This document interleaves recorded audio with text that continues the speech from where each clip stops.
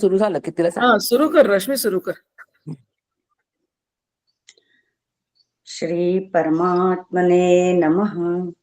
अर्जुन उवाच एवं सततयुक्ताये भक्तास्त्वां पर्युपासते ये चाप्यक्षरमव्यक्तं तेषां के योगवित्तमः.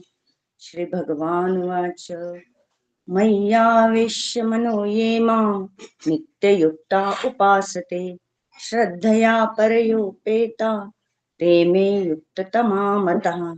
ये त्वक्षरमनिर्देश्यम् अव्यक्तं पर्युपासते सर्वत्र गमचिन्त्यं च कूटस्थम् अचलं ध्रुवम् सन्नियम्येन्द्रियग्रामं सर्वत्र समबुद्धयः ते प्राप्नुवन्ति मामेव सर्वभूतहिते रतः.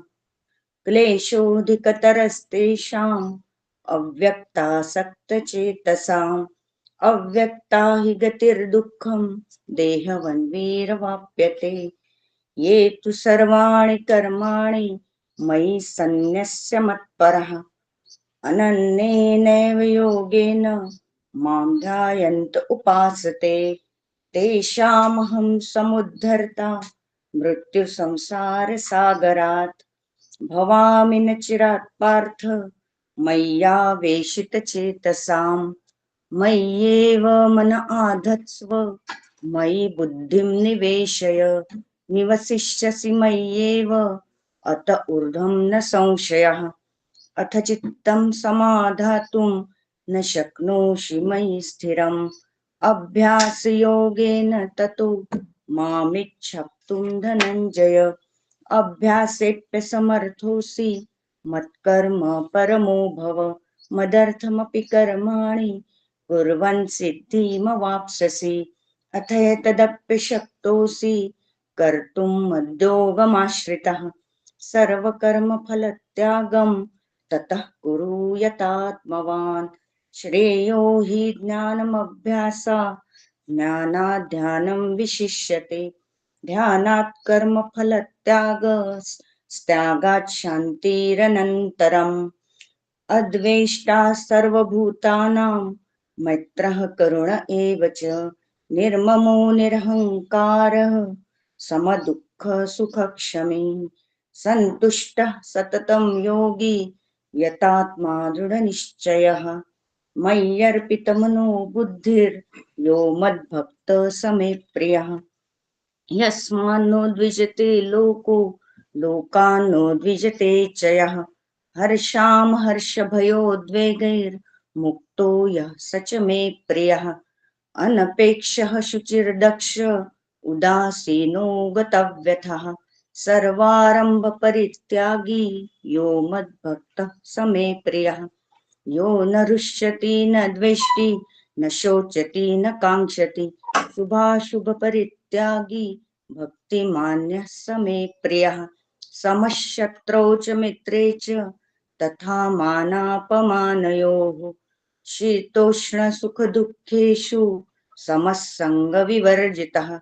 तुल्यनिन्दास्तुतिर्मौनी सन्तुष्टो येन केनचित् अनिकेतः स्थिरमतिर्भक्तिमान् मे प्रियो नरः. ये तु धर्म्यामृतमिदं यथोक्तं पर्युपासते श्रद्धाना मत्परमा भक्तास्तेतीव मे प्रियः. हरि ओम तत्सत् इति श्रीमद्भगवद्गीतासु उपनिषत्सु ब्रह्मविद्याया योगशास्त्रे श्रीकृष्णार्जुन संवादे भक्तियोगो नाम द्वादशोऽध्यायः. ओम श्री परमात्मने नमः. श्री कृष्णार्पणमस्तु. श्री ब्रह्मार्पणमस्तु. झालेली सेवा माझ्या सद्गुरूंच्या चरणी अर्पण करते. आचार्य सुनील काका व आदरणीय शैला काकूंना नमस्कार करते. रामकृष्ण. सदाशिव समारंभा शंकराचार्य मध्यमाम् अस्मदाचार्य पर्यंतां वंदे गुरुपरंपरां. वंदे गुरुपरंपरां. सद्गुरु परमपूज्य डॉक्टर काकांना साष्टांग नमस्कार. आचार्य परमपूज्य सुनील काकांना साष्टांग नमस्कार. आदरणीय शैलजा काकूंना साष्टांग नमस्कार. उपस्थित सर्व साधक श्रोत्यांना पण नमस्कार करते. आज ज्यांनी गीतेच्या 12व्या अध्यायाचे छान पठण केले त्या रश्मीताईंना पण नमस्कार करते. आज काही सूचना आहेत त्या आधी पाहू आपण. श्रुती स्मृती स्वाध्याय मंचद्वारे सोमवारपासून एक नवीन उपक्रम चालू करणार आहोत. आचार्य परमपूज्य सुनील काकांच्या मुखारविंदातून मुंडकोपनिषद या उपनिषदाचे श्रवण करण्याचे भाग्य आपण सर्व साधक वृंदांना मिळणार आहे. त्या अनुषंगाने सोमवार दिनांक 9 व मंगळवार दिनांक 10 डिसेंबरला 2 दिवस परमपूज्य आचार्य प्रकाशशास्त्री मुळे अमरावती यांचे मुंडकोपनिषदावर प्रास्ताविक होईल. बुधवार दिनांक 11 डिसेंबर रोजी गीता जयंती आहे. या निमित्ताने 11 आणि 12 डिसेंबर रोजी श्रीमद भगवद्गीता ग्रंथाचे पारायण पठण होईल. शुक्रवार दिनांक 13 डिसेंबर ला आचार्य परमपूज्य सुनील काका हे गीता महात्म्याच्या 6 श्लोकांवर चिंतन मांडतील. 18 नोव्हेंबर पासून आपण आचार्य परमपूज्य सुनील काकांच्या मार्गदर्शनानुसार श्रीमद भगवद्गीता 12वा अध्याय भक्ती योगांवर नवीन साधकांची पुष्पमाला श्रवण करीत आहोत. आज आपले शेवटचे पुष्पावर चिंतन होईल. आचार्य सुनील काकांनी आपल्यासारख्या नवीन साधकांकडून जो काही अभ्यास करून घेतला, जसे 12व्या अध्यायाच्या पठणाद्वारे, 12व्या अध्यायाचे चिंतनाद्वारे अथवा संचालनाद्वारे, त्याबद्दल आपण सर्व त्यांना कोटी कोटी वंदन करूया. पुढे पण त्यांना असाच आम्हा सर्वांकडून अभ्यास करून घ्यावा आणि आम्ही तो करू असा निर्धार मी सर्व साधकांच्या वतीने बोलून दाखवते. परमपूज्य सुनील काकांच्या मार्गदर्शनाखाली केलेला अभ्यास आपल्या सर्वांच्या जीवनात निश्चितच उपयोगी पडेल आणि यात शाश्वत कल्याणच होणार आहे. सर्व श्रोते साधकांच्या वतीने मी परमपूज्य सुनील काकांना साष्टांग प्रणिपात करते, दंडवत करते. असे म्हणतात, गुरु कृपा सबसे बडा वरदान है, गुरु है पालनहार बेडा पार है. पूर्वजन्मीचे पुण्य गाठी म्हणून घडल्या या गोष्टी असे म्हणले तरी वावगे ठरणार नाही. सुनील काकांना विनंती आहे की अशीच कृपा, असाच आशीर्वाद आम्हास द्यावा. चुकले भुलले माफ करावे, जीवनाचे सार्थक व्हावे असे ज्ञान द्यावे. आपण सर्वजण डॉक्टर परमपूज्य डॉक्टर काका व आचार्य सुनील काकांच्या चरणी नतमस्तक होऊयात. रोज अध्याय पठणाच्या शेवटी आपण म्हणत होतो की ओम तत्सदिती श्रीमद भगवद्गीतासु उपनिषत्सु ब्रह्मविद्यायां योगशास्त्रे श्री कृष्णार्जुन संवादे भक्तियोगो नाम 12ोऽध्यायः. याचा थोडा संक्षेपात अर्थ पाहू. ओम म्हणजे ब्रह्माचा नाद अथवा अक्षर ब्रह्म. तत्सत म्हणजे परमसत्य, सत म्हणजे शाश्वत. ओम तत्सत म्हणजे हे अव्यक्त आणि निरपेक्ष वास्तव्याचे प्रतिनिधित्व करते. श्रीमद भगवद्गीता, श्रीमद म्हणजे पवित्र आणि भगवद्गीता म्हणजे भगवंतांची उपदेश गीता.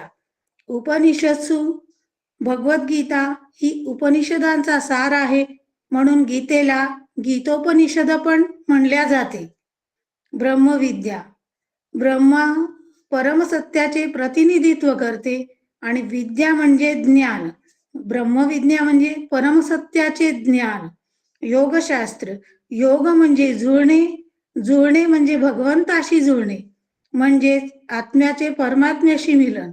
भक्तियोग, भक्तीशी जुळणे, म्हणजे ओम तत्सत या प्रकारे ब्रह्मविद्याचा योगशास्त्रयुक्त श्रीमद भगवद्गीता रूपी उपनिषद उपनिषदामधील श्रीकृष्ण अर्जुन संवाद रूपी भक्तियोग नामाचा 12वा अध्याय समाप्त. काल गुरुवारी पांढरकवडा येथील सौ जयश्री पाटणकर यांनी 18व्या श्लोकावर चिंतन मांडले. त्याचा थोडक्यात आढावा घेऊयात. श्लोक असा होता: समशीतोष शमशत्रोच मित्रेच तथा मानापमानयोः शीतोष्ण सुख दुःखेषु समसंग विवर्जित. जो शत्रू, मित्र आणि मान अपमान याविषयी समभाग बाळगतो, तसेच शीत आणि उष्ण, थंडी आणि ऊन, दुःख आणि सुख इत्यादी द्वंद्वात ज्याची वृत्ती सारखीच राहते, ज्याला आसक्ती नसते. शत्रू मित्र हे तराजू सारखे ठेवावे. आपला तोल सुटता कामा नये. तराजू हे सोने मोजताना वेगळे वजन आणि कोळसा मोजताना वेगळे वजन दाखवत नाहीत. त्याप्रमाणे शत्रू असो वा मित्र, व्यवहारात जरी मित्राशी मित्रत्वाने वागावे आणि शत्रूशी शत्रूप्रमाणेच वागावे, पण अंतःकरणात समभाग ठेवला पाहिजे.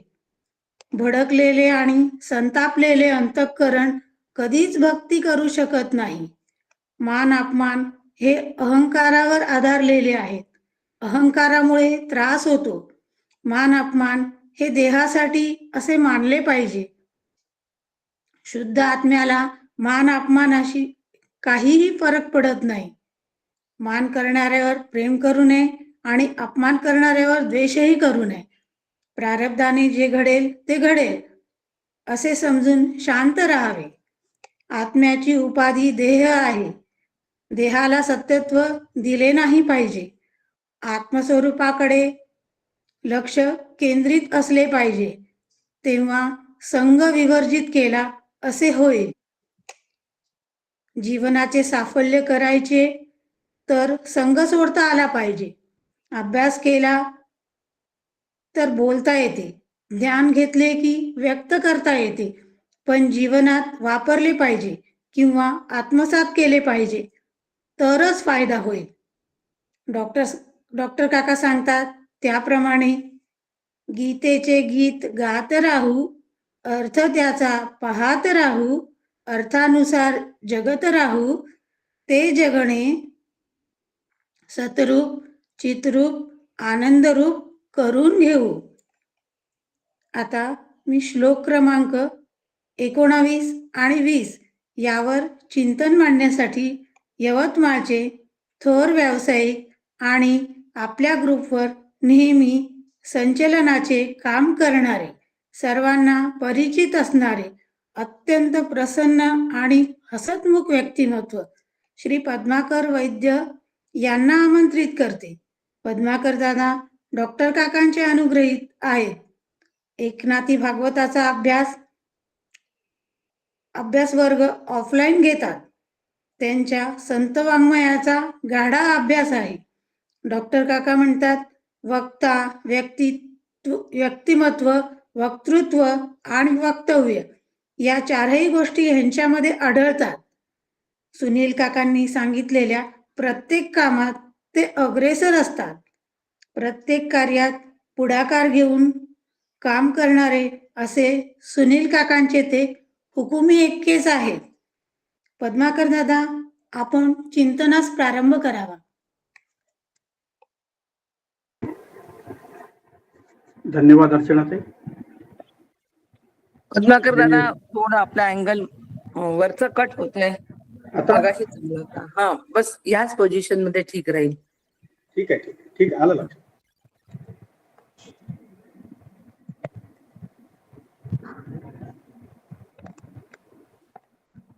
ठीक आहे. आता ठीक आहे. हा ठीक हो. आहे. हरे राम राम राम हरे हरे, हरे कृष्ण कृष्ण कृष्ण हरे हरे, हरे राम राम राम हरे हरे, हरे कृष्ण कृष्ण कृष्ण हरे हरे. सद्गुरुनाथ महाराज की जय. गुरुर्ब्रह्मा गुरुर्विष्णू गुरुर्देवो महेश्वरा, गुरुर् साक्षात् परब्रह्म तस्मै श्री गुरवे नमः, तस्मै श्री गुरवे नमः. सदाशिवसमारंभां शंकराचार्यमध्यमाम् अस्मत् आचार्यपर्यन्तां वन्दे गुरुपरम्परां, वन्दे गुरुपरम्पराम्. वसुदेवसुतं देवं कंसचानूरमर्दनं, देवकी परमानन्दं कृष्णं वन्दे जगद्गुरु, कृष्णं वन्दे जगद्गुरु. कृपा कटाक्षाची किरणे, मोह समुद्राचे आटणे, घडे जे या श्रीकृष्णे, वंदू तया ते श्रीराम. परमपूज्य श्री गुरु देशमुख काका, परमपूज्य मंदाताई, परम आदरणीय आचार्य सुनील काका, आदरणीय सौ शैलेजा काकू, या सर्वांच्या चरणी शिरसाष्टांग नमस्कार करतो. गीता स्वाध्याय मंच अंतर्गत आपण साधारण मागच्या 25 दिवसापासून भगवद्गीतेच्या 12व्या अध्यायाचं पठन, चिंतन, मनन आणि निधिध्यासन सतत करण्याचा प्रयत्न करतोय. या उपक्रमामध्ये आदरणीय शैलजा काकूंनी परमपूज्य डॉक्टर काकांच्या आदेशाचं पूर्ण पालन केलं आणि आपल्याला दिवाळीच्या सुट्टीनंतर पुन्हा अभ्यासाला लावलं. त्यासाठी पुन्हा आपण सर्व आदरणीय सौ शैलजा काकूंच्या चरणी पुनश्च एकदा नतमस्तक होऊया. पहिल्या श्लोकापासून आदरणीय प्राचार्य सौ वसुधाताई देव यांनी 11व्या अध्यायातून आपल्याला 12व्या अध्यायामध्ये संगणकाच्या साह्यानं अतिशय अप्रतिम तऱ्हेनं आपल्याला अगदी अभ्याला सहज 12व्या अध्यायात घेऊन गेल्या. तिथपासून तो सगळ्या वक्त्यांनी अतिशय सुंदर रीतीनं प्रत्येक श्लोकाचा मार्मिक अर्थ सांगून अगदी आत्मस्थित करण्याचा प्रयत्न सर्वांनी केला. यासाठी सहकार्य उत्तम लाभलं ते सुंदर आणि शास्त्रीय पठन या सर्व वक्त्यांनी केलं. त्याचबरोबर संचलन करते उत्तम असा दुवा आदल्या दिवशीचा जोडून देण्यामध्ये संचलन करते सगळे यशस्वी राहिले. या सर्वांच्या चरणी मी सविनयानं नतमस्तक होतो. आपल्या हा जो अभ्यास वर्ग आहे सर्व एकमेकांच्या परस्पर विचारांच्या देवाणघेवाणीतून होतो आहे. आपण सर्व जे श्रोते आहेत, वक्ते आहेत, पठन करणारे आहेत, एकमेकाशी संलग्न आहोत. आपल्या सर्वांच्या हृदयस्थ जगदीश्वर आहेत. या जगदीश्वराच्या चरणीही मी साष्टांग प्रणिपात करतो. आज आपण समारोपाकडे वळतोय. भगवद्गीतेतला 12वा अध्याय भगवंतानी सगुण उपासना करण्याचा अट्टहास पार्थाजवळ केला. पार्थाला 11व्या अध्यायामध्ये विराट रूप दर्शन दिलं, परंतु तरीही भगवंताला श्री गुरुला असं वाटलं की अजूनही पार्थ म्हणावा तेवढा तत्पर झालेला नाही, श्रद्धे विन आहे. त्याच्यामुळे पुनश्च 12व्या अध्यायामध्ये सगुण उपासना भगवंतांनी सांगितलेली आहे. जसं अर्चनाताईंनी जो मला आता सुरुवात करायची होती ती सुरुवात करून टाकली. ओम तत्सदिती श्री भगवद्गीतासु उपनिषत्सु ब्रह्मविद्यायां योगशास्त्रे श्री कृष्णार्जुन संवादे भक्ती योगो नाम. आता भक्ती योग, भक्तीचा योग, सतत भक्तीची आराधना, सतत भगवंताशी जोडून राहणं. हा भगवंताशी जोडून राहण्यासाठी भक्ती अशी आहे की तिचा प्रारंभ ज्या मर्यादित प्रेमापासून होतो त्याचेच अमर्यादित स्वरूप अशा परमानंदात तिचा लय होतो, तो योग आहे. सुरुवात सगुणापासून करावी, निर्गुणापर्यंत प्रवास व्हावा. द्वैतातून अद्वैताकडे जाण्याचा हा सोपा मार्ग आहे. भक्ती अतिशय सोपी आहे, करण्यास सुलभ आहे, आपल्याला आनंदून देते. कारण आपण सौंदर्याकडे सतत आकृष्ट होतो. लौकिक विषयावर जो प्रेम सदोचच असणार आहे, परिपूर्ण वस्तूत अहेतुक प्रेम हेच वास्तविक भक्तीचं लक्षण आहे.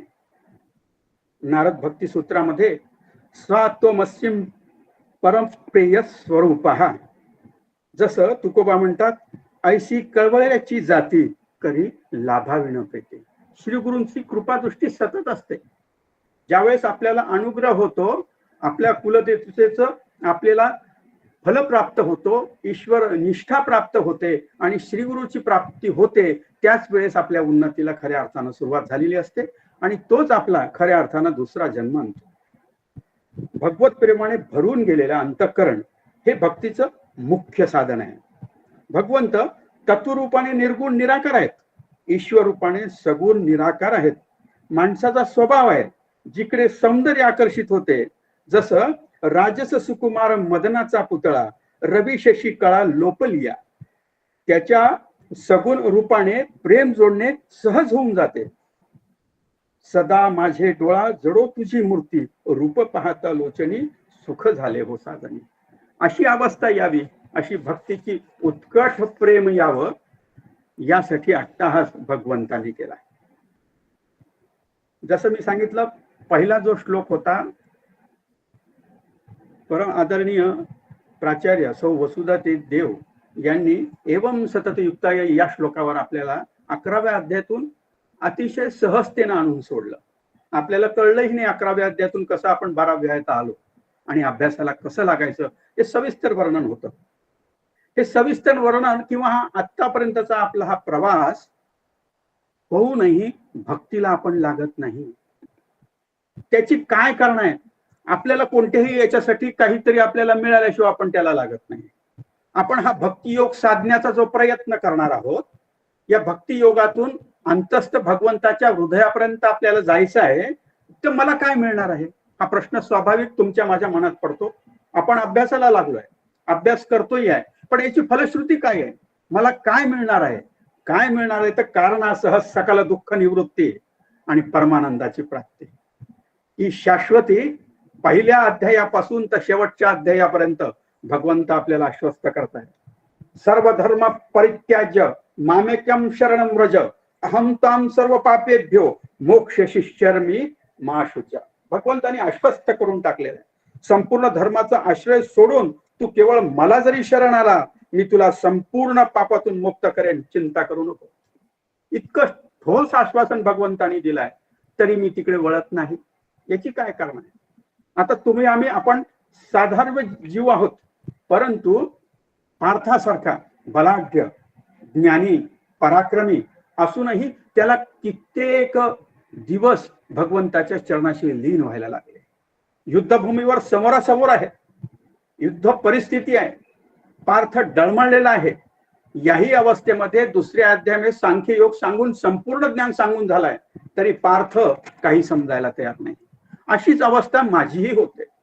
भक्तीचं हे आचरण होत नाही, यासाठी फक्त मी आवर्तन करत बसतो. आवर्तनात रमावंसं वाटतं, पण ज्ञानापर्यंत जावंसं वाटत नाही. ज्ञानात याच्यासाठी जावंसं वाटत नाही, हा वरचा जो पापुद्रा आहे तोच मला सुखाह वाटून जातो. मी रोज प्रार्थना म्हणतो. मी तर या आपल्या 12व्या अध्यायाची फलश्रुती म्हणेन, किंवा 12व्या अध्यायाचं जे मर्म आहे ते समर्थांच्या प्रार्थनेमध्ये आहे. सदा सर्वदा योग तुझा घडावा, तुझे कारणी देह माझा पडावा. उपेक्षू नको गुणवंता अनंता, रघुनायका मागणे हेच आहे. फक्त जीवनामध्ये तुझा विसर पडू नये, क्षणोक्षणी तुझा स्मरण असावं, त्या स्मरणामध्ये माझं जीवन जावं, ही खरी फलश्रुती आहे. ज्या ज्या ठिकाणी मन जाय माझे, त्या त्या ठिकाणी निजरूप तुझे. मी ठेवितो मस्तक ज्या ठिकाणी, तेथे सद्गुरु पाय दोन्ही. जिथं जिथं म्हणून मी नतमस्तक व्हावं, एकाकार वृत्तीनं तिथं नतमस्तक व्हावं. श्री गुरूंचे 2 चरण तिथे असावे, त्या चरणाच्याच ठिकाणी मी नतमस्तक व्हावं. दैवत बदलल, उपासना बदलल, पण एकाकार वृत्तीनं राहावं, असं कटाक्षानं नाथ महाराज सांगतात. आम्ही सध्या नाथ महाराजांच्या एकनाथी भागवताचा अभ्यास करतोय. सुरुवातीपासून नाथांनी एकाकार वृत्ती सांगितली आहे.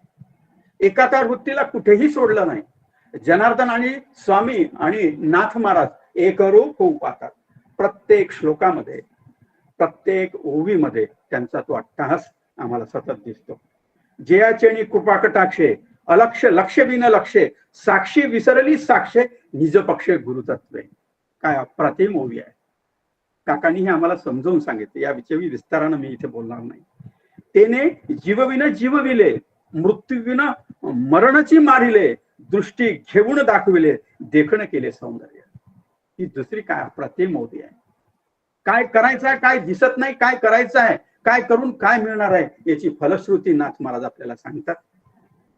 मी जसं सांगितलं की पहिल्या अध्यायामध्ये वसुधाताईंनी आपल्याला सरळ 12व्या अध्यायात आणलं, सोप्या पद्धतीने आणलं.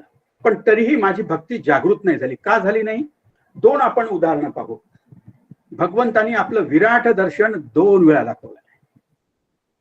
एक विराट दर्शन जसं वसुधाताईंनी सांगितलं 11व्या अध्यायामध्ये विराट रूप दर्शन दाखवलं. ती विराट रूप पाहण्याचं दृष्टी सुद्धा पार्थाला दिली. एवढं विराट रूप दर्शन पाहून पार्थाला ज्ञान होण्याच्या ऐवजी अधिक लटपटायला लागला, काकून गेला, पुन्हा हतबल झाल्यासारखा दिसला, विषिन्न झाला आणि पुन्हा प्रश्न केला. एवं सतत युक्त आहे भक्तास्तम परिपासते. मी काय करावं, कोणती भक्ती करावी? तरीही भक्ती कळली नाही. हे ज्ञानवंत पार्थ असूनही अज्ञानासारखा प्रश्न पुन्हा केला. असे प्रश्न मलाही नेहमी पडावे. मी अभ्यास करताना मलाही असा प्रश्न यावा. तसे प्रश्न मला पडत नाही, कारण मी अभ्यास करत नाही.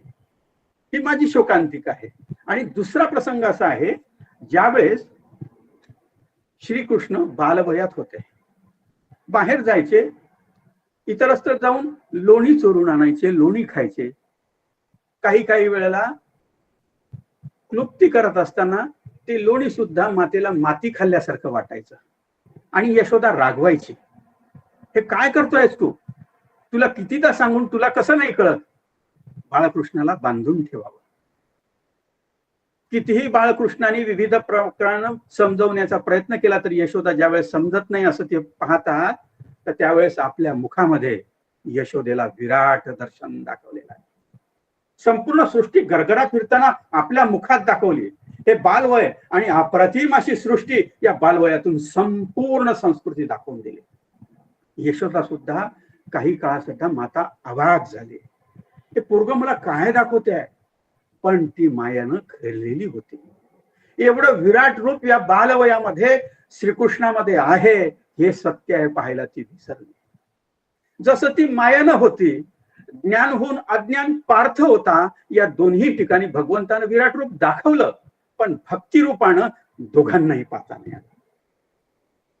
ते माया रूपानं श्रीकृष्णाकडे तसंच खेळकर वृत्तीनं पाहून विसरून गेले आणि हे विराट रूप युद्धभूमीवर दाखवूनही पुन्हा प्रश्न पार्थाला पडला. असं सतत होतं. माझेही श्री गुरु असं विराट रूप घेऊन सतत शांत चित्तानं मला रोज दर्शन देतात. डॉक्टर काका तितक्या शांत रूपानं भगवंत श्रीकृष्णासारखंच जीवन जगतात आहे. ब्रह्मलीन आहेत, आनंदाचा कल्लोळ आहे, पण त्यांच्या चरणावर मी जातो तरी मला ते विराट रूप दर्शन दिसत नाही. कारण मी देहासक्त आहे, प्रपंचासक्त आहे, देहबुद्धी गडद झालेली आहे. किती काही ठोकून त्या दगडावर घाव बसतच नाहीये. आंध्रमध्ये वरंगळ जिल्ह्यामध्ये भगवान नृसिंहाची एक मूर्ती आहे. आमचं कुलदैवत आहे. ती मूर्ती अखंड पाषाणातून एकमेव अशी कोरलेली आहे. आपण जर तिथे गेले, त्या मूर्ती इतकी कोमल आहे, पाषाण आहे, दगड आहे, घन सुद्धा त्याच्यावर ठणकन उठून उडून जाईल अशी आहे. पण ती मूर्ती इतकी लवचिक करण्यात आलेली आहे, आपण जर एक पुष्प जरी त्या हृदयाजवळ नेलं, अलगद पुष्प सुद्धा आत जाते. हृदयापाशी हात द्यावा, धगधग धगधग असा हृदयाचा स्पर्श झाल्यासारखा वाटतो. जिवंत स्वरूप त्या पाषाणामध्ये आहे, पण आपले श्री गुरु साक्षात असून मला ते पाषाणासारखं वाटतात. ते पाषाणासारखं नाही, ते सदैव चैतन्य स्वरूप आहेत.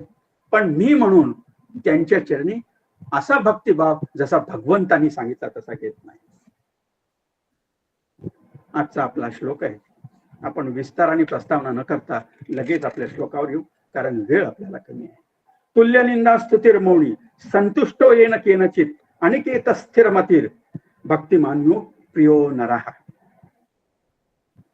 कालच्याही प्रवचनामध्ये आदरणीय पाटणकरताईंनी आपल्याला विस्ताराने अशाच प्रकारचा श्लोक समजावून सांगितलेला आहे.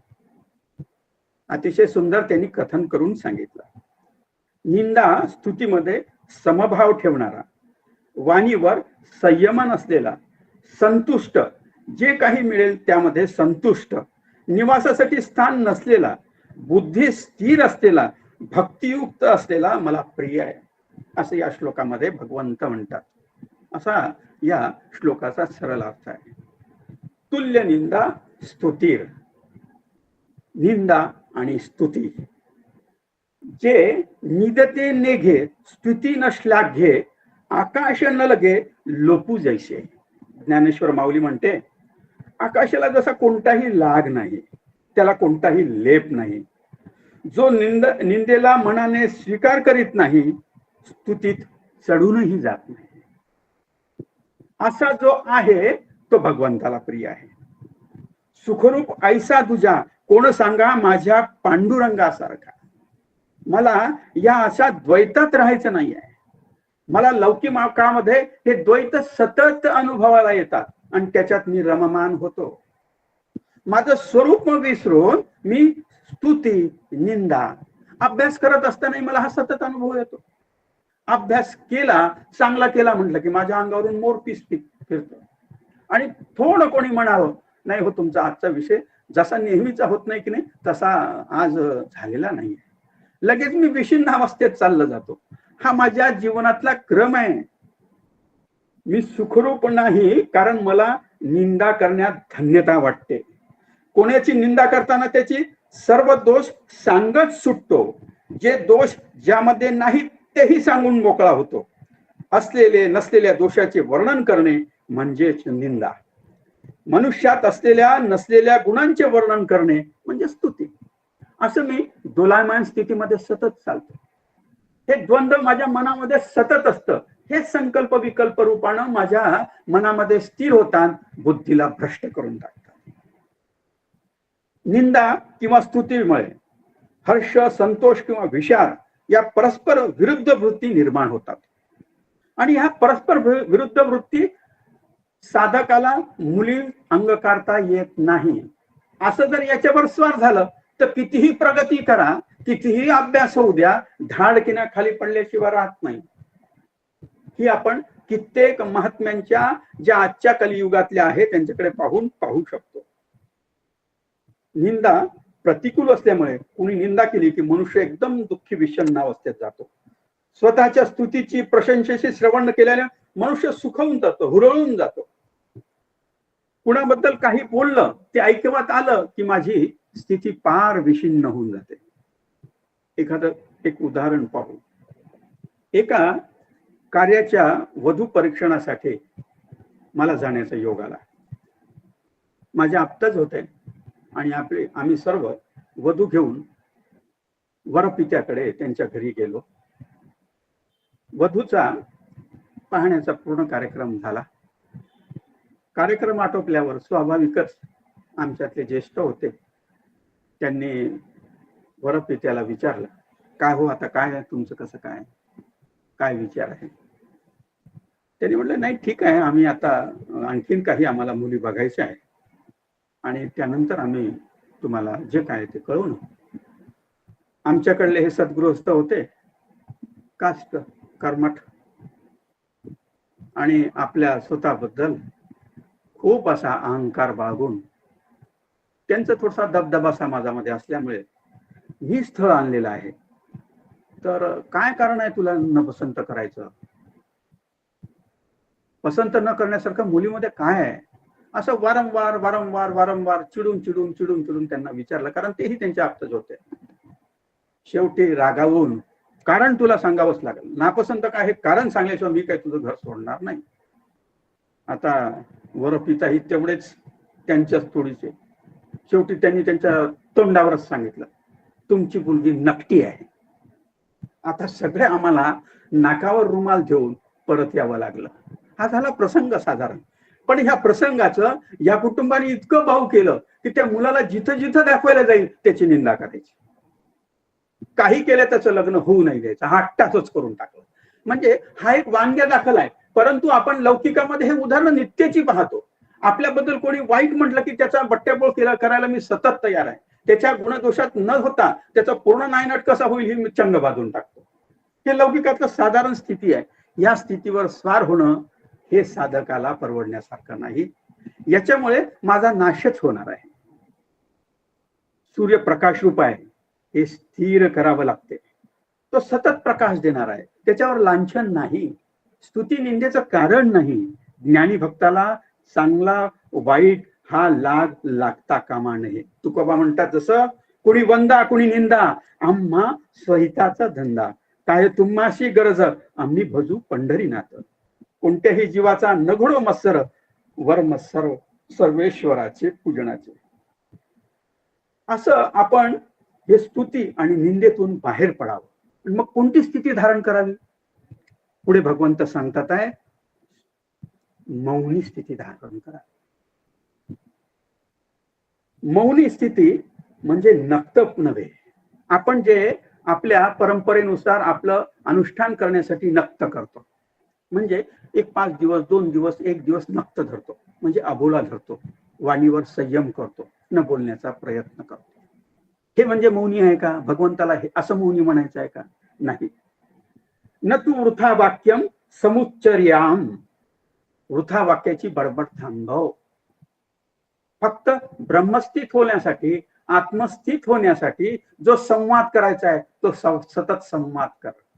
मी काय करतो, वैखरी वाणीला तेवढा विराम देतो, परंतु माझे जे इंद्रिय आहे त्यांनाही खाद्य लागतं ना. डोळ्याला सुद्धा खाद्य लागतं, कानाला खाद्य लागतं, सर्व जे पंचेंद्रिय आहेत त्याला खाद्य लागतं ना. ते विपुल प्रमाणात देतो आणि वैखरी वाणीने मौन बाळगतो. पूजा करतोय, मौन आहे, माझं मौन आहे. पूजेचं साहित्य असं असं ठेवा, तसं ठेवा, असं खुनेनी करतो. मौनात मी पूजाही करतोय, पण लक्ष सगळं स्वयंपाकघरात आहे. असं हे मौन कामाचं नाहीये. गुरोस्तु मौनम व्याख्यानम शिष्यस्तु छिन्न संशया. शब्द विना संवादू दुजे विना अनुवादू. मिथ्या विश्वाविषयी बोलणारा, रज्जूमधून जो सर्प कधीच निर्माण झालेला नाही अशा मिथ्या सर्पाची निरर्थक चर्चा. ही चर्चा सतत माझी चालू असते. आत्ताच आपण आपल्या विधानसभेच्या निवडणुकीला सामोरे गेलो, मतदानही केलं, आपलं कर्तव्य पार पाडलं. हे करत असताना जी संख्या आली आणि त्याच्यानंतर जो काय कालच्या शपथविधीपर्यंतचा जो कालखंड होता 7-8 दिवस, ज्या दूरचित्रवाणीवर येथेच चर्चा रंगून होत्या, त्या प्रत्येक चर्चेमध्ये मी तसा स्वार झालो. मला काही गरज नव्हती, कारण मला तिथे मुख्यमंत्री करायचं नव्हतं, मी काही आमदार नव्हतो किंवा तिचं सदस्य नव्हतो. पण इतकं काही त्याच्यात रममान झालो जसं मीच सरकार बसवत आहे, मीच मुख्यमंत्री तयार करतो आहे आणि मलाच महाराष्ट्राचं शासन चालवायचं आहे. असं नाना तऱ्हेची चर्चा. मी व्यवसाय करत असताना सकाळपासून संध्याकाळपर्यंत या चर्चेमध्ये मी विठून गेलो होतो. माझ्या जवळजवळचे साधक मित्र आहेत, ते माझ्या अभ्यास वर्गाला येतात, ते सुद्धा या चर्चा सोडून ही चर्चा, या चर्चेवर चर्चा करता करता अभ्यास पार लुकून जातोय, आपल्याला समजतही नाही. जो आपण अभ्यास चिंतन मनन करण्याचा प्रयत्न करतो आणि अशा प्रपंचामध्ये, अशा अमौन अवस्थामध्ये, विचित्र अवस्थामध्ये मी पडतो आणि माझा मी नाश करून घेतो. म्हणून मौन असं असावं जे आत्मस्थित असणार, जे बोलताना वाक्य बोलावी फक्त आत्मस्थित होण्यासाठी. आणि आतून मौनत्व प्रकारावं. बाहेरून येणारा धोधो जो पाऊस आहे प्रपंचाचा, शब्दांचा जो धोधो पाऊस पडतो, त्याच्यावर स्वार न होता मी माझ्या श्री गुरूंनी दिलेलं जे गुरुवाक्य आहे त्याचं रेनकोट माझ्या अंगावर घालावं, ती छत्री माझ्या डोक्यावर धरावी, म्हणजे मी या प्रपंचाच्या शाब्दिकतेमध्ये ओलाव्यामध्ये बिलकुल भिजणार नाही. असं झालं तर मौन अवस्था खऱ्या अर्थानं आपल्याला यशस्वी केल्याशिवाय राहत नाही. हे तुल्य निंदा स्तुतीर मौनी संतुष्टो येन केनचित. स्तुती निंदा याचा अव्हेर करावा आणि मौन अवस्था कायम चित्तामध्ये ठेवावी. कुठलीही अवस्था येन केनचित माझ्या हृदयामध्ये ती अवस्था असावी. आता त्यानंतरचा एक, त्यासाठी आपल्याला टी गार्ड सुनील काका नेहमी सांगतात, याच्यासाठी आपल्याला आपला रोप रोवल्या गेलाय.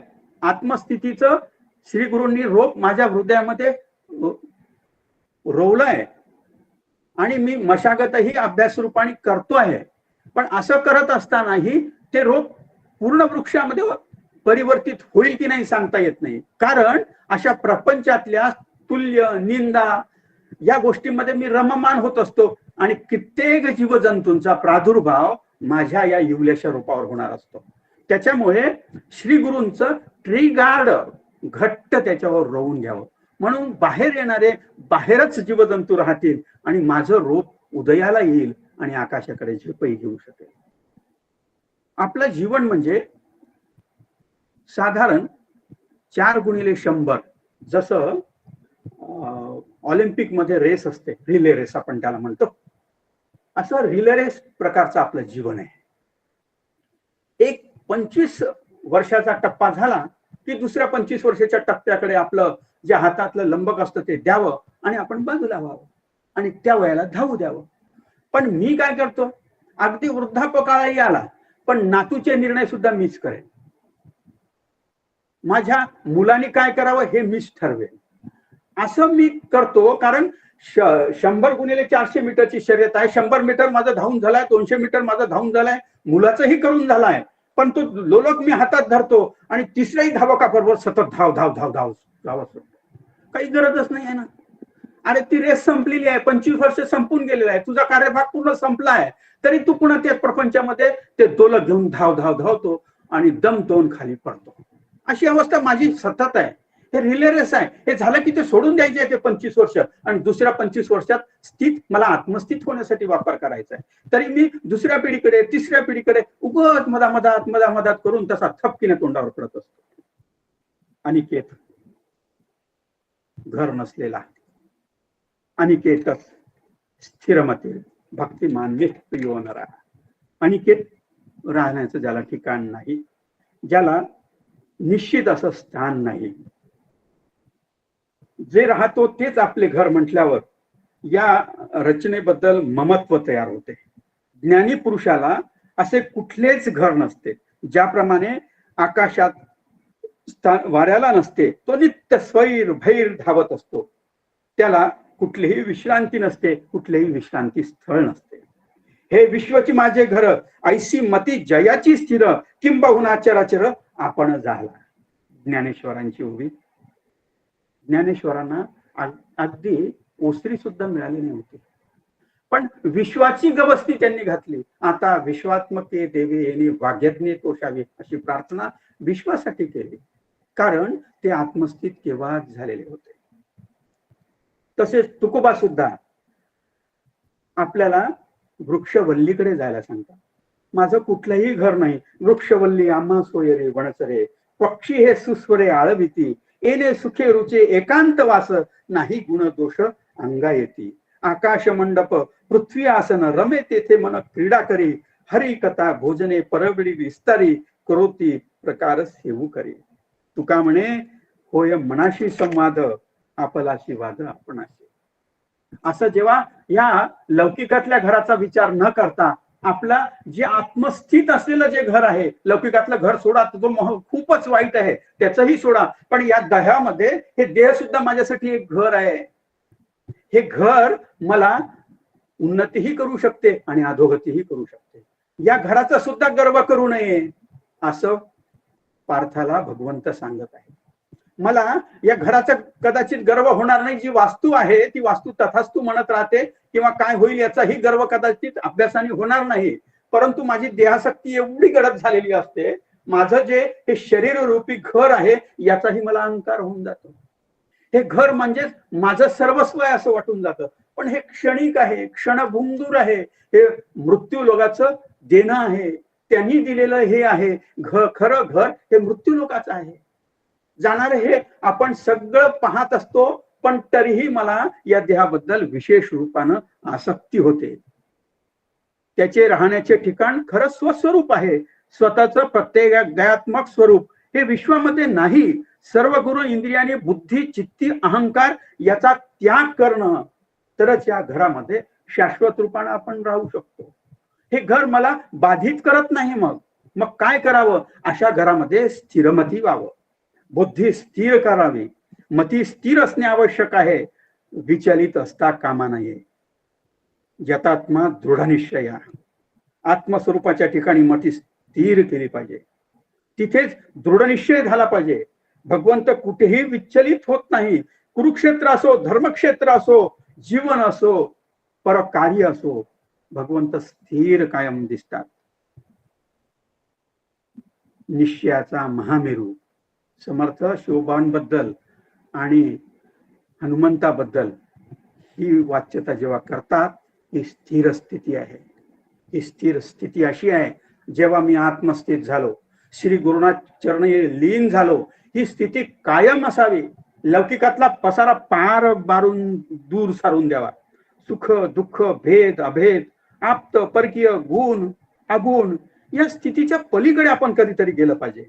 ते तीर्थ ते क्षेत्र जगी तेच पवित्र, भक्ती कथेशी मैत्र जया पुरुषा. तीर्थाचं क्षेत्र व्हावं, हे माझं देहरूपी तीर्थक्षेत्र आहे. या क्षेत्रामध्ये माझ्या हृदयामध्ये भगवंत श्रीकृष्ण विराजमान आहेत, हे सतत चिंतन असावं. ही भक्ती आहे, ही खरी श्रद्धा आहे. या व्यतिरिक्त जे जे आहे ते सगळं अश्रद्धा आहे, अधर्म आहे. साकाष्टांग या परांगती वृत्तीकडे वळता कामा नये. महानदी सतत समुद्राकडे धावण्याचा प्रयत्न करते. डोंगर येऊ द्या, दगड येऊ द्या, नाले येऊ द्या, सगळ्यांना घेऊन एक संघ रूपानं सतत समुद्राकडे धावत असते. असं माझं स्थिरमती असावी. धो धो पाऊस असा पडावा, एक संघ असावा, एक स्थिर असावा. ज्यावेळेस आपण अभिषेक विष्णूवर, शंकरावर, शंकराच्या पिंडीवर करतो, सतत धार चालू ठेवतो, तशी धार माझ्या मनाची झाली पाहिजे.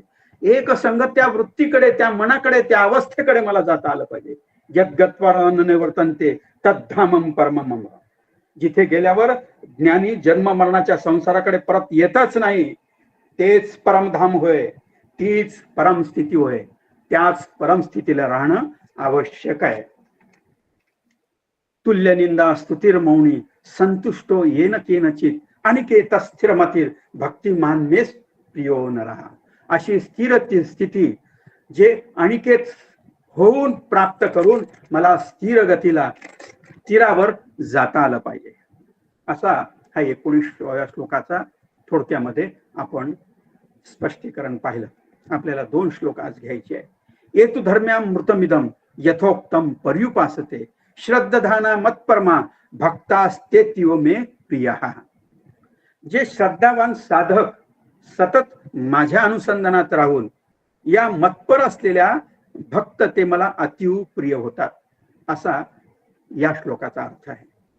19व्या श्लोकापर्यंत भगवंतांनी ज्ञानी पुरुषाची लक्षणं सांगितली आहेत, 13 ते 19 पर्यंत, जे आपण विस्तारानं या मागच्या 15 दिवसापासून पाहतोय. या अध्यायाचा उपसंहार करीत असताना भगवंतांनी 20व्या श्लोकात ये तू तू असा शब्द प्रयोग केलेला आहे. भगवंताला काहीतरी या तूच्या माध्यमातून पार्थाला सुचवायचं आहे. आतापर्यंत सगुणाची विस्तारानं चर्चा भगवंतांनी केली, परंतु या श्लोकामध्ये तू म्हणजे विशेषत्वानं काहीतरी सांगायचं आहे.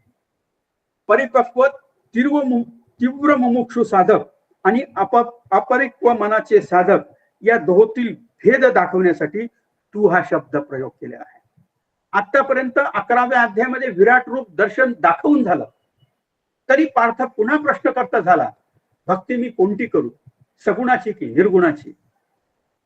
तर हा शब्द प्रयोग या दोहामधील भेद दाखवण्यासाठी आता सांगून झालाय.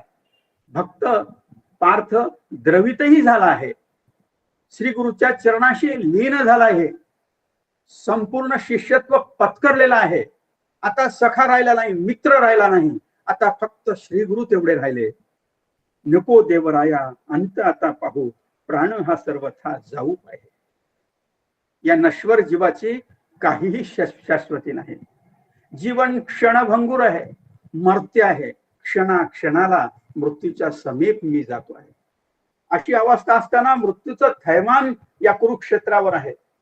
केव्हा कुणाचे प्राण जाईल सांगता येत नाही. हे सर्व करणारा मी भगवंत आहे असं आश्वस्त करूनही माझा किंवा पार्थाचा विश्वास बसत नाही. श्री गुरु मला असं सांगतात की हे जग हे नश्वर आहे, हे सर्पावली रज्जूप्रमाणे आहे, भासमान आहे, कल्पित आहे, मिथ्या आहे, परंतु माझी देहासक्ती सुटत नाही. ही जगत सत्यत्व भ्रांती घट्ट करून असते. हे सोडण्यासाठी भगवंतानी पार्थाला हा 12व्या अध्याय सांगितलेला आहे. आणि तोच माझ्यासाठी फलदायी यासाठी आहे, कारण मी प्रापंचिक आहे. मला सुद्धा हा बोध घ्यावा आणि अंतर्मनामध्ये स्थिर करावा. माझ्याच ममत्वाच्या, आसक्तीचा, अहंकाराचा मीच पोषण करत आहे. प्रत्येक क्षणी पाश वाढतच राहिला, संसार सागरात पूर्ण बुडलेलो. श्री गुरु तुम्हीच आता या भवसागरातील षडरूपिणी युक्त मगरी, श्वापद, समुद्रातील नाना जीव जंतू यापासून माझा बचाव करावा. माझा जीव आता गुदमरतो आहे. आता श्री गुरु तुमच्याशी मी एकरूप होऊ पाहतोय. माझी तीव्र आता इच्छा झालेली आहे. तुझे स्वरूप काय आहे याचं ज्ञान मला आता हळूहळू व्हायला लागलंय. अशा अनन्य भावानं शरण येणाऱ्या भक्तासाठी श्री गुरु भक्तावर अनुग्रह करतात. अशाच भक्ताला, साधकाला श्री गुरु प्राप्त होतात. मी माझ्या मनामध्ये किंतु परंतुचा संदेह ठेवला, सतत दोलायमान अवस्था ठेवली, द्वैतामध्ये राहून श्री गुरुकडे गेलो, लौकिकातला पसारा डोक्यावर घेऊन ओझं घेऊन गेलो, तर तो पसारा श्री गुरु उतरवत नाही. श्री गुरु तुझा उद्धार करण्यासाठी तुझ्यासाठी आलेले आहेत. तुझा केवळ उद्धार करणं हा उद्देश त्यांच्या जीवनाचा आहे. एवढं मोठं सुवर्ण अमृत प्राशनाचा घडा त्या हातात घेऊन आहेत आणि मी माझा दगड माझ्या पायावर मारून घेतोय. तूच करता आणि करविता. गोपी असू द्या, सुदामा असू द्या, पार्थ असू द्या, माऊली असू द्या, गुलाबराव महाराज असू द्या, या सर्वांनी भगवंताचं श्री गुरुचं रूप ओळखलं आणि तशा तन्मय झाल्या. जीवभाव या सगळ्यांच्या ठिकाणी राहिलाच नाही. गोपी कुठलंही आपलं जिन्नस विकत असताना गोविंद गोविंद, कोणी गोविंद घ्या, कोणी गोपाल घ्या असंच म्हणायचं. जीवनाचा प्रत्येक शब्द मौन रूपानं असं आळवायचं. गुलाबराव महाराज डोळ्याला चरण चक्षु नसताना दिव्य चक्षुनी सतत भगवंत श्रीकृष्ण पाहण्याचा अट्टहास करतात.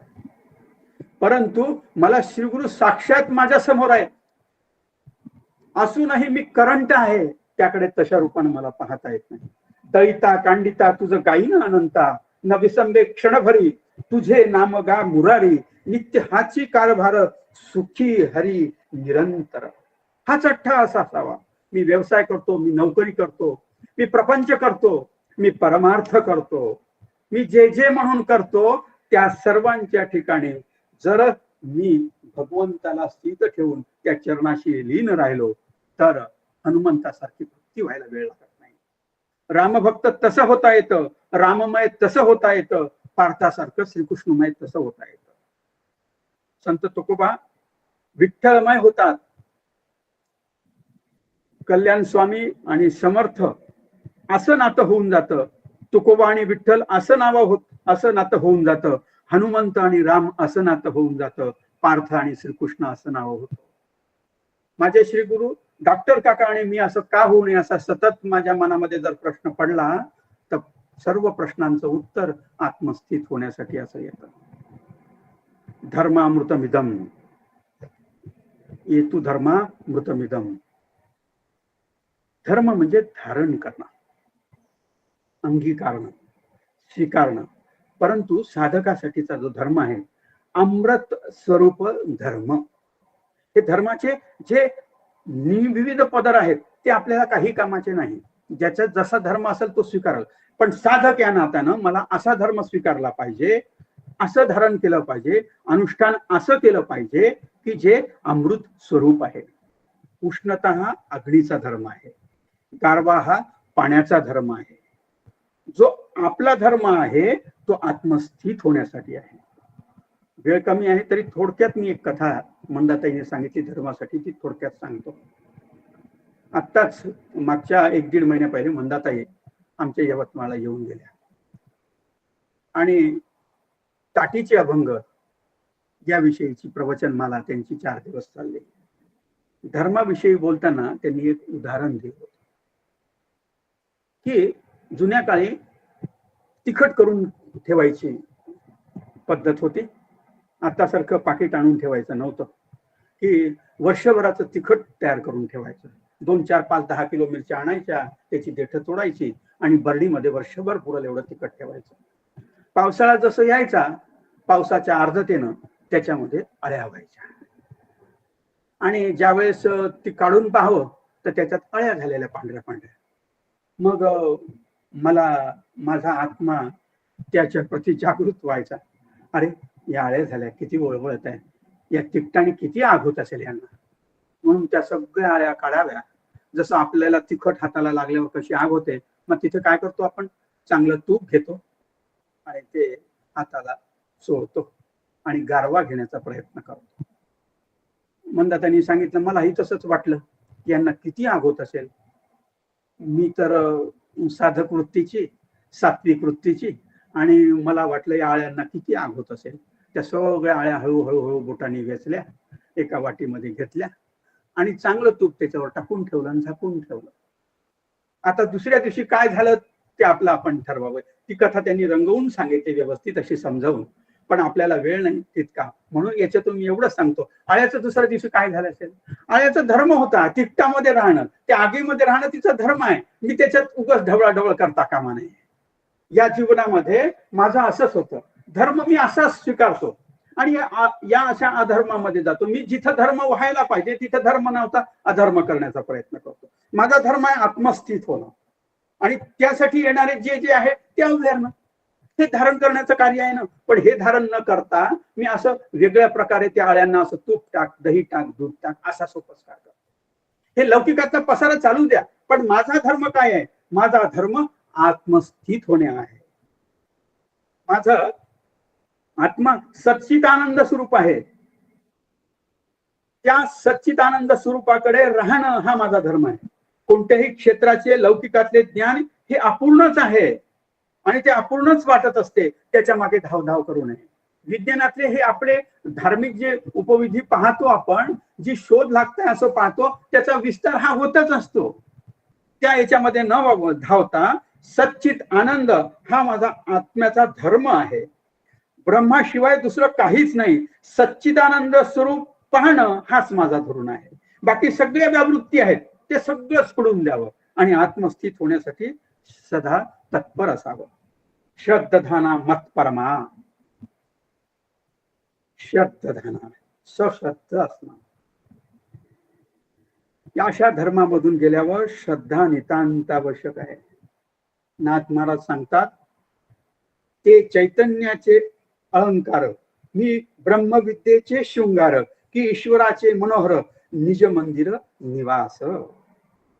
माझं निज मंदिर, माझं निवास हे चैतन्याचं स्वरूप आहे, त्याचे अलंकार आहे. जे ईश्वरांच्या निवासाकरता राखलेले मनोहर आत्ममंदिर आहे. अभाव भावेशी गेला, संदेह निसंदेह निमाला, विस्मयो विस्मयाशी बुडाला, भिडावला स्वानंद. असा स्वानंद भिडावला. बद्धाचा अभाव, बद्ध सापेक्ष मोक्षरूप भावासह गेला. अज्ञानाचा अभाव झाला. वृत्ती ज्ञानरूपात भावस्वरूपात गेली. जगत सत्यत्व का मिथ्या हा भाव निघून गेला. जीव ब्रह्माहून भिन्न का अभिन्न, ब्रह्म सगुण का निर्गुण इत्यादी सर्व संदेह निसंदेह पार बुडाले. ज्ञानासह जीवाला होणारी वैषम्यता निघून गेली. आनंद ब्रह्मानंद पाहताच वेडावून गेला. अशी अवस्था यावी. सर्व धर्मामध्ये धर्म स्वरूपी राहणे हाच धर्म, अशी ज्याची स्थिरमती तोच श्री गुरुला प्रिय असतो. अशा आत्मस्वरूपाची भक्ती सिद्ध झाल्यानंतर भक्त आत्मस्वरूपात तृप्त होतो, कृत्य होतो. समुद्रात मिठाप्रमाणे भक्तीमध्ये रममान होतो. तेच आनंद स्वरूप होतं. तीच भक्ती परमेश्वराला अत्यंत प्रिय आहे. श्री गुरु परब्रह्म श्रद्धास्थान आहे. सतत अनुसंधान तिथं असावं. उपदेशांचं पालन करावं. परम श्रद्धा ठेवावी. सतत अनुसंधान ठेवावं व उपदेशांचं पालन करावं. हे खरं श्रद्धास्थान आहे. हे श्रद्धास्थान असं न ठेवता मी माझ्या मनानुसार वेगवेगळ्या भूमिकेत नटत असतो, राहत असतो आणि मी माझ्या आत्मस्थित होण्यापासून च्युत होऊन जातो आणि मी माझ्या आत्मस्थितीला पार विसरून जातो. आता श्री तत्सदिति श्रीमद भगवत गीतासु उपनिषत्सु ब्रह्मविद्यायाम योगशास्त्रे श्री कृष्णार्जुन संवादे भक्ति योगो नाम द्वादशोऽध्यायः. आता याचा सविस्तर अर्थ काहींनी सुरुवातीला सांगितला आहे. फक्त आपल्याला भक्ती योग कसा साधता येईल हे थोड्या वेळात आपण चर्चा करूया. भक्ती सुरुवात झाली. भक्तीसाठी ज्या ज्या सगुणातल्या उपाध्या होत्या त्या भगवंताच्या सांगून झाल्या. आता त्या द्वंद्वातीत राहण्याचा प्रश्नच राहिला नाही. द्वंद्व सतत सुटून जावं आणि द्वंद्वातीत होऊन माझ्या आत्मस्थित होण्यासाठी भगवंतानी आपल्याला सक्ती केलेली आहे. कारण सदन ते वसे अग्निवरती हरिने दिधले तेसी गती असंग राये स्वये श्रीपती हरी उगा काही न करी. भगवंत हरी तुझ्यासाठी काहीही करत नाही, पण तुला आत्मस्थित निश्चित नेण्याचा प्रयत्न करतात. माझं घर माझं निकेतन असं असावं. अवनीचे घर विश्व प्रांगणी तिथे तयाला कुणी ना गणी. हरी तिथेही रमे निर्गुणी सुख दुःख दुजा ना उरी. विश्वची हे घर ज्ञानोबांचे तुकांचे बांधले निरांजनी परेही परतले गोरोबांचे हरी ज्याचा झाला तो हरी. अशी हरिरूप आणि हरिमय अवस्था श्री गुरूंच्या चरणाशी श्रद्धेनं गेला असता, अश्रद्ध होऊन गेला असता येत नाही. अश्रद्ध असलं की ती येत नाही. श्रद्धाना मत परमा भक्तास्ते तिव मे प्रिया. श्रद्धायुक्त अंतःकरणानं श्रद्धेनं भगवंताशी लीन झाला असता, भगवंताच्या चरणी असं लीन झाला असता मी त्या स्थितीला जाऊ शकतो. अन्यथा ही भक्ती अशीच विरून जाते. माझी भक्ती मी भक्तीला स्वरूप लौकिकातलं देतो. तुल्य निंदा स्तुती मौन. हे मौन माझं असं होतं कसं की जे फक्त वैखरी वाणीवर होतं, पण बाकीच्या वाणी आत्मस्थित होण्यासाठी हे मी विसरतो. परापश्यंतीच्या पलीकडे जाण्याचं आहे. गुणातीत होण्यासाठी ही भक्ती आहे. मी देहासक्त न राहता देहाच्या पलीकडे परतत्वाची गवसणी घालावी. हा युद्धाचा प्रसंग चालणार आहे. हे युद्ध येणार आहे जाणार आहे आणि हे करता करविता मी आहे.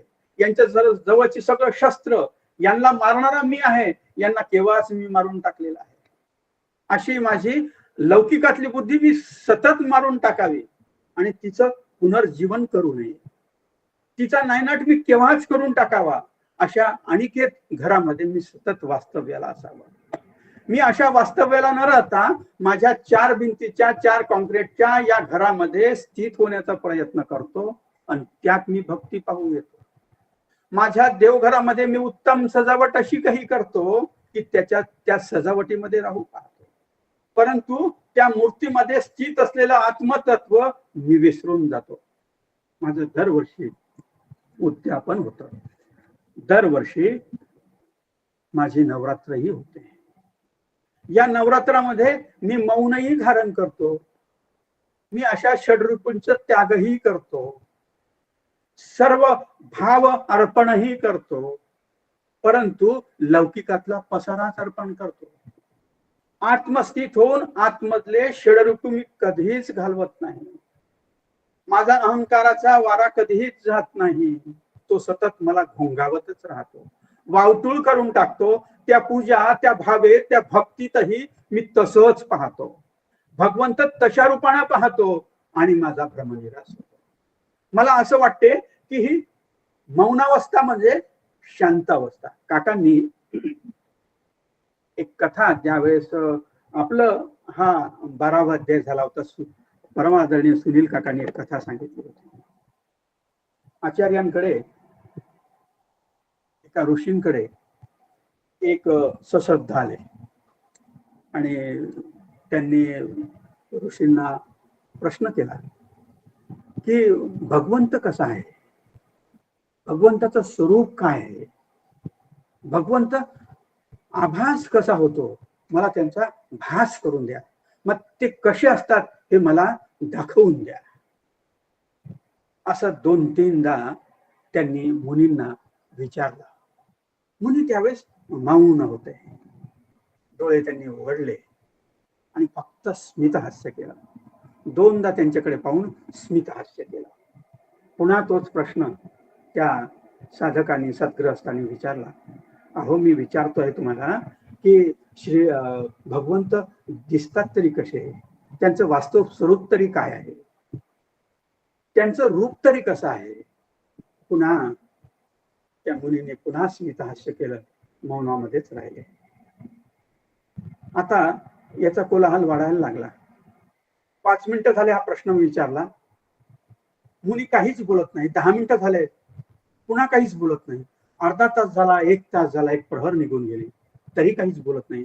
ते सतत विचारतात आहे, भगवंत आहे तरी कसे, भगवंत आहे तरी कसे. आता हे गृहस्थ व्हायचं ते झालं, ते चिडले. अहो मुली, मी 3-3दा, 4-4दा, 10दा, 1 तासापासून तुम्हाला विचारतो आहे की भगवंत आहे तरी कसे, ईश्वराचं स्वरूप आहे तरी कसं. मौन थोडस सोडलं, पुन्हा स्मितहास्य मुनींनी केलं आणि डोळे उघडून पुन्हा स्मितहास्य करून सांगितलं, अरे बाळा, मी अर्ध्या तासापासून, 1 तासापासून हेच सांगतोय तुला. हे मौन म्हणजेच रूप भगवंताचं आहे, हेच श्री गुरुचं रूप आहे, हीच शांती आहे, हीच तृप्ती आहे, हेच समाधान आहे. त्याला तात्काळ ते स्वरूप त्याच्या डोळ्यासमोर आलं. कारण त्या काळानंतर त्या स्मितहास्यामध्ये, त्या सांगण्यामध्ये, त्या मुनींच्या त्या भावामध्ये ईश्वर दिसले. ईश्वर मौनात आहे, ईश्वर शांततेत आहे, ईश्वर तृप्तेत आहे, ईश्वर परिपूर्णतेत आहे, ईश्वर एकाकार वृत्तीत आहे, ईश्वर अभक्त होण्यामध्ये आहे. मी सतत विभक्त होऊन भगवंतापाशी जातो, जो लौकिकातला पसारा भगवंतापाशी वाहतो, तो विभक्त होणे म्हणजे भगवंत नाही. एकाकार वृत्ती, तादात्म्य वृत्ती, एक भाव झाला पाहिजे. मीही हा अनुभव घेतो. सुनील काका ज्या वेळेस गावावरून येतात तेव्हा येतात. आमच्या अभ्यास वर्गाच्या निमित्तानं काहीही असलं तोच प्रश्न नेमका ते सांगतात. काय अभ्यास वर्गाचं काही यावेळेस होते आहे, नाही होते आहे, कसं आहे. मी 3 दिवस उपलब्ध आहे, बरं तुझ्या मनात काही शंका असेल तर सांग. माझी शंका ते तात्काळ ताबडतोब सांगून देतात. मला जे विचारायचं असतात, मला जो हा आजचा 19 आणि 20वा श्लोक घ्यायचा होता, आदरणीय शैला काकू परवाच्या दिवशी आमच्याकडे एकनाथी भागवताचा वर्ग घ्यायला आल्या आणि त्या वर्गामध्ये मी जे आज हे सांगतोय याच्यातली अर्धी माहिती त्यांनी सगळी सांगून दिली. माझ्या मनातला भाव त्यांनी ओळखला आणि हे सगळं सांगावं, मौनावस्था काय, अनिकेत काय, हे सगळं विस्ताराने चर्चा करून मला सांगितलं. हे असतात गुरुचं तादात्म्य भाव. ते तुमच्या मनातला भाव तात्काळ ओळखतात आणि तसा तसा संदेश तुम्हाला देतात. तिथपर्यंत पोहोचवण्याचा ते सतत प्रयत्न करतात. हे तादात्म्य आहे, ही एकाकार वृत्ती आहे, ही मौनावस्था आहे. न बोलताही सर्व काही समजून जाते. खूप बडबड बोलून काहीही उपयोग नाही. घडाघडा गीतेचं पाठांतर करून काहीही उपयोग नाही. एक तरी ओवी अनुभवावी आणि आत्मस्थित अशी मौनावस्थेत न्यावी. मी फक्त वैखरी वाणीने मौन पत्करतो आणि सगळ्या माझ्या पंचेंद्रियाला जे जे खाद्य पुरवत असतो अमौनच असते. ते डोळ्याचं काम करताय, कानाचं काम करताय, यथेच्छ भोजन चालू आहे, विचाराची शक्ती स्वैरवैर झाली आहे आणि माझं तोंडाने मौन आहे. काहीच त्या मौनाचा उपयोग नाही. तिथे भगवंत नाही आहे. एकाकार स्थितीमध्ये सर्व लौकिकाचा पसारा ओ करत असतानाही, गोंगाट असतानाही माझी स्थिती आत्मस्थित असावी. हे खरं मौन आहे. हे मौन 24 तास गुणिले 360 दिवस चालू पाहिजे. मौन किंवा वैखरी वाणीतून करण चालत नाही. अनिकेत असं होऊन चालत नाही. बेघर असं व्हावं ज्याला घराची गरजच नाही ना. ते स्वतः पूर्ण प्रलय झाला तरी त्याच्या घरामध्ये कायम राहणार नाही. बेघर कोण करणार आहे तुम्हाला? बेघर करूच शकत नाही. मी तसं पंचमहाभूताचं माझं तत्वच आहे. हे आत्मस्थित झाल्यावर पंचमहाभूतांचं हा देह जळून जाईल, विरून जाईल, खाक होऊन जाईल. पण माझी मौनावस्था, माझी शांतावस्था, माझी तृप्तावस्था तशीच राहणार आहे. ही खरी भक्ती आहे. ही खरी शाश्वत भक्ती आहे. हे भगवंताला वारंवार सांगायचं आहे. भगवंत वारंवार या स्थितीला नेत आहे. सांख्य योगाच्या निमित्तानेही हे सर्व सांगून झालेलं आहे. तरी पार्थाला ते कळत नाही. कारण माझी ध्यासक्ती गडद आहे. माझ्या आप्तजांबद्दल मला अधिक काळजी कायम वाटत राहते. जे होणार आहे ते होणार आहे, होतच राहणार आहे. हे करणारा करविता मी आहे असं सांगूनही आपल्याला पटत नाही. त्यामुळे मला अनिकेत होता येत नाही, मौनी अवस्था येत नाही. समाधी कशी लावू मला काही कळत नाही. ध्यान कसे करू मला कळत नाही. उन्मन कसा होऊ मला काही कळत नाही. श्रीकृष्णाशिवाय मात्र मुळी आता गमत नाही. अशी अवस्था यावी. ध्यान, धारणा, व्रत, वैकल्प नाही करता आलं तरी चालेल. पूजा नाही जमली तरी चालेल. शास्त्रोक्त पूजा नाही जमली तरी चालेल. अनुष्ठान नाही करता आलं तरी चालेल. यज्ञ नाही करता आलं तरी चालेल. परंतु माझी मौन अवस्था श्री चरणावरून ते चित्तामध्ये कायम कोरली जावे. त्या अनंत स्थितीला, त्या स्थितीला मी लय होऊन राहावं. त्या स्थितीमध्ये माझं संपूर्ण अर्पण असावं. ही स्थिती श्री गुरूंना आवडणारी आहे. हीच भगवंताला आवडणारी आहे. परंतु पार्थ काही केल्या त्या स्थितीला येऊ पाहत नाही आहे. म्हणून येतु धर्म्यामृतमिदम यथोक्तम पर्युपासते श्रद्धाना मत्परमा भक्तास्तेत्तीव मय प्रिया. निर्गुण निराकाराच्या ध्यानात कसा राहू? सगुण साकारही परमेश्वराची वाट किती पाहू?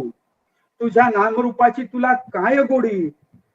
परी भक्त मंडळी त्यासाठीच होतात वेडी. जोवर आला आहे देह मनाची उपाधी, तोवर तुझे नाम रूप हीच समाधी. मी ब्रह्म आहे करतो देवा मान्य आता, पण भक्ती सुखानेच खरा झालो धन्य आता. खरा झालो धन्य आता. भक्ती सगुणातून निर्गुणात नेण्याचा सुकर असा मार्ग आहे. तेव्हाही भगवंताच्या गर्भगृहात जात असताना आपल्याला मंद मंद पायऱ्या चढत जावं लागतं. गर्भगृहाच्या समोर, मूर्ती समोर हात जोडून नतमस्तक व्हावं लागतं. चिंतन मननाच्या शतपावली करत करत प्रदक्षिणा कराव्या लागतात. जीवनाच्या प्रदक्षिणा अशा कराव्या की केवळ रिले रेस न राहता भगवंताच्या अंतस्थ होता यावं. एक प्रदक्षिणा करावी, ते रूप श्री गुरूंचं मनात ठासवावं. अंतर मनात आपल्या अंतर मंदिरामध्ये मूर्ती कोरावी, ती सीट करावी. पुन्हा सावकाश तिथून प्रदक्षिणा माराव्या.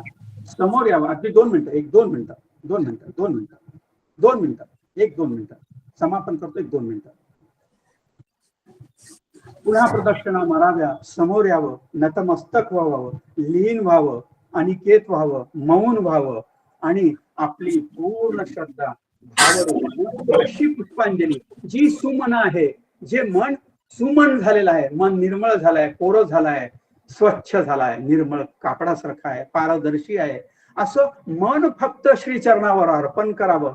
नतमस्तक व्हावं, भक्ती रूपानं यथोचित आपण तिथं भक्तीवर पोचल्याशिवाय राहत नाही. आजचं हे चिंतन भक्ती रूपानं करण्याचा माझा प्रयत्न होता. ही भक्ती माझी श्री गुरुचरणी अर्पण करतो. आणि आपण सर्वांनी या 25 दिवसापासून आपला जो यज्ञ चालला आहे 12व्या अध्यायाचा गीता ज्ञान यज्ञ स्वाध्याय मंचा अंतर्गत चालू, या गीता ज्ञान यज्ञामध्ये जे वक्ते होते, जे श्रोते होते, संचलन करते होते, पठन करते होते, या प्रत्येकाने अशी आत्मस्वरूपाची आहुती आपण दिली. सकाळी 5 वाजता उठून 8 वाजेपर्यंत आपण याच्यात स्थित होतो. आपण सर्व त्यामध्ये लीन होतो. प्रार्थना श्री गुरुचरणी अशी मी करतो आपल्या सर्वांच्या वतीनं की श्री गुरु आमची ही प्रार्थना आपण स्वीकार करावी. आम्ही सर्वांनी अशी प्रार्थना अभ्यास करण्याचा प्रयत्न केला. परमादरणीय डॉक्टर सुनील काका, परमपूज्य डॉक्टर काका आणि परमपूज्य मंदाताई यांच्या चरणी आपण सतत अशी प्रार्थना करू आणि आपण त्यांना या भक्तिभावानं असं पूजू, असा आपण अभ्यास करू की त्यांच्याच एकाकार वृत्तीनं होऊन राहू आणि आपलं जीवन कृतार्थ करूया. रामकृष्ण हरी माऊली. रामकृष्ण रामकृष्ण हरी. पद्माकर दादा, आज मला फक्त एवढंच बोलावंसं वाटतं की आपल्या प्रवचनाने खरोखर वृत्ती मौनावली आहे आणि काय बोलावं हे कळत नाहीये. अत्यंत सुंदर असं मौन सांगितलंय आणि वृत्तीचं मौन साधणं हा प्रत्येकाचा अनुभव असेल. अत्यंत शांतता आजच्या मीटिंग मध्ये राहणारच. रामकृष्ण हरी. तुम्हाला साष्टांग प्रणिपात. रामकृष्ण हरी.